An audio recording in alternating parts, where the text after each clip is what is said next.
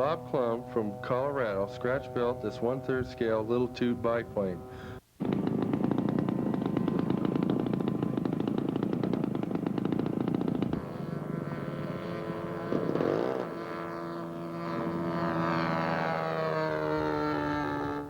Austin States Nats held in Kennewick, Washington.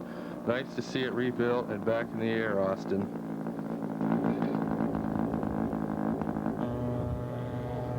Scratch building this Fokker D7. Cap 10, provided by Yellow Aircraft.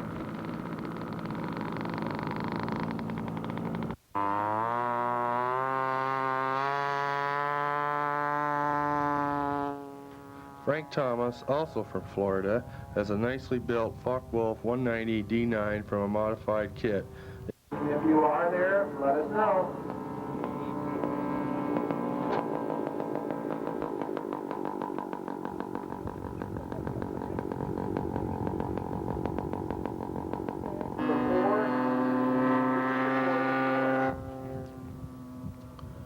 Corbin Miller flew a very nicely built FG-1D Goodyear Corsair and has fully functional Fowler flaps.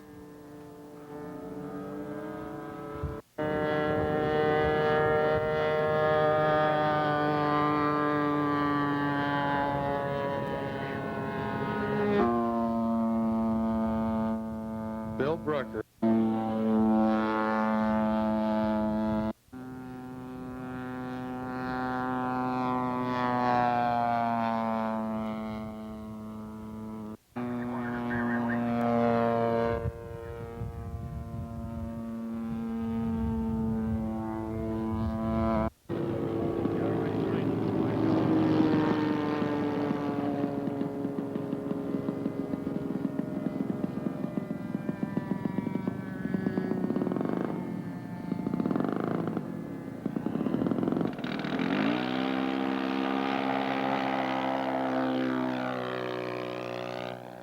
Buzz Butler from Colorado flies this Golden Age Travel Air mystery ship.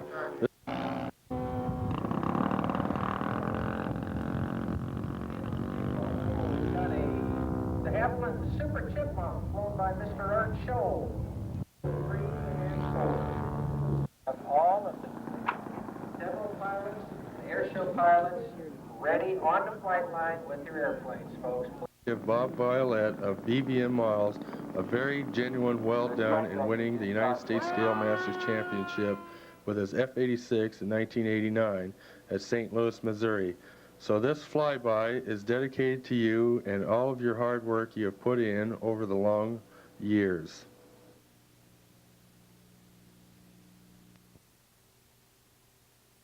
Tuesday afternoon, so this must be Quantico, Virginia. Hey, Dick, you ought to see what's in here. Okay, Dave says I got to see what's in there, so here I come. All right. Marine Corps Air and Ground Museum says welcome aboard. Just don't sign any papers while you're here. Look at this. Basically, I'm going to give you guys a little description of what we got here, okay? We got 3 museums, okay? Starting off here with the early years, okay? It begins with the beginning of aviation, to between the Great Wars, and on the opposite side of the petition here, we got the beginning of World War II, okay? From here, you can walk on. We start with the early years, building number 1, the Marine Corps Air Museum. Curtiss C3. Now we have a Curtiss 8 here.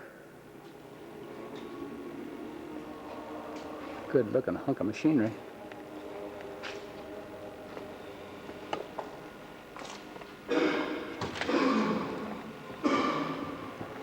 Looks like that'd be kind of fun to fly.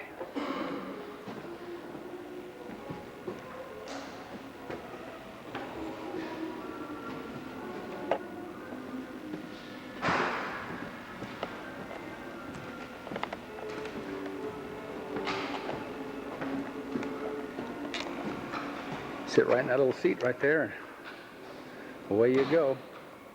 The Banana Wars. Must be talking about Central America, huh?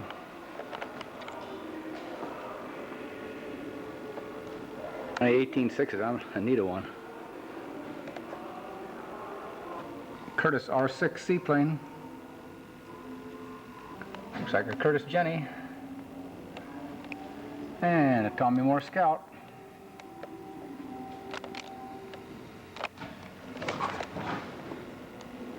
This poor guy had to turn around to look at his instruments here.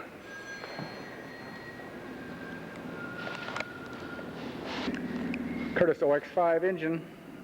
That's when it powered the Jenny.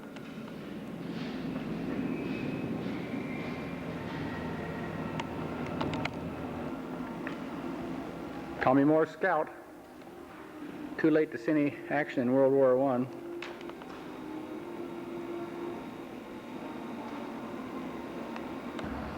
Typical hangar, I guess, during World War I.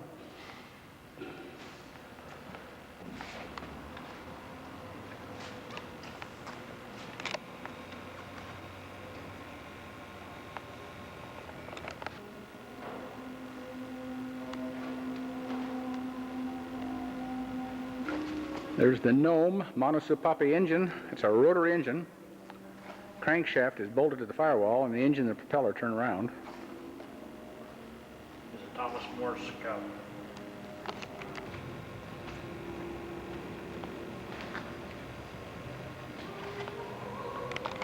And this one is the Larone rotary. Same idea. An old Liberty. Except this one has two valves instead of the Monosupapi, or one valve. Here's a Liberty 12 engine, powered the DH-4.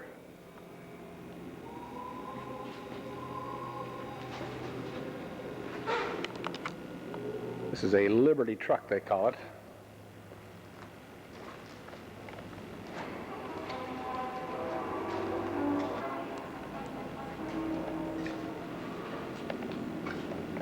D5A.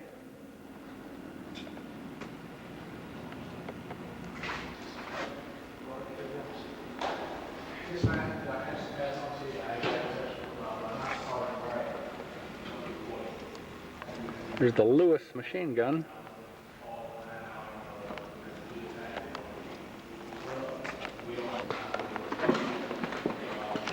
Navy N2S. Just a Boeing Cadet, I guess. Oh, is that a beauty?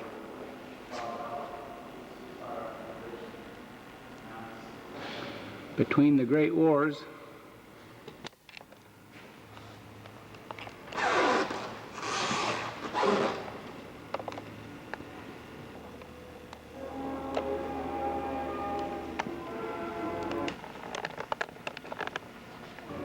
a Boeing FB-5.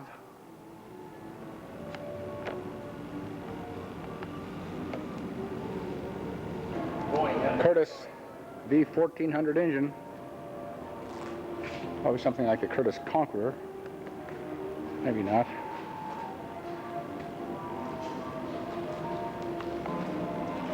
It's a beauty.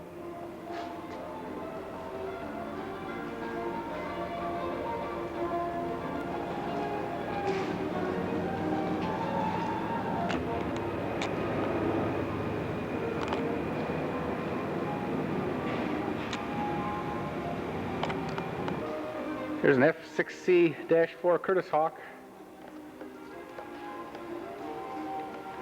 Boy, the colors in those days were beautiful. These in the 30s, right, Dave?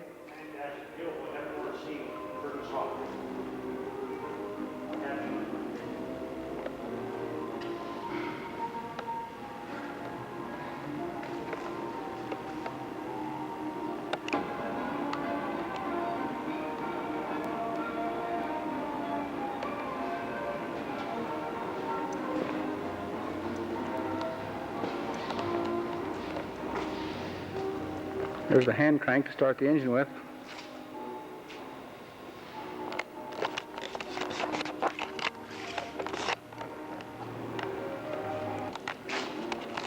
There's a balloon basket.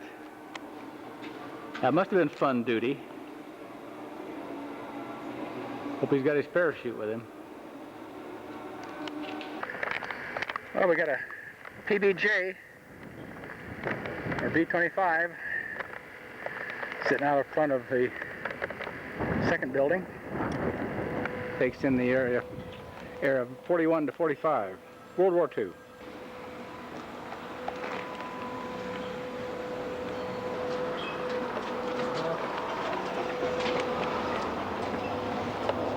How you doing today, gentlemen? Just fine. We love your museum. Thank Yes, sir. There's a Dauntless greeting us right here. Right around the corner. These guys are really busy over it. Coal Harbor, Ford Island. Harley Davidson knew how to build them in those days, didn't they? Automatic Kickstarter. It works. Would you believe a Wildcat?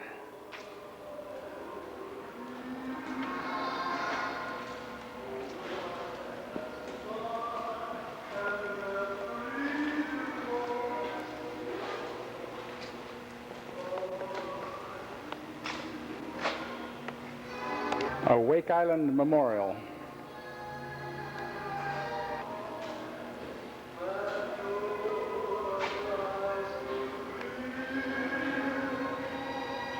This Hellcat was acquired from the Seattle Community College. Front end of a PBJ. This is inside the PBJ.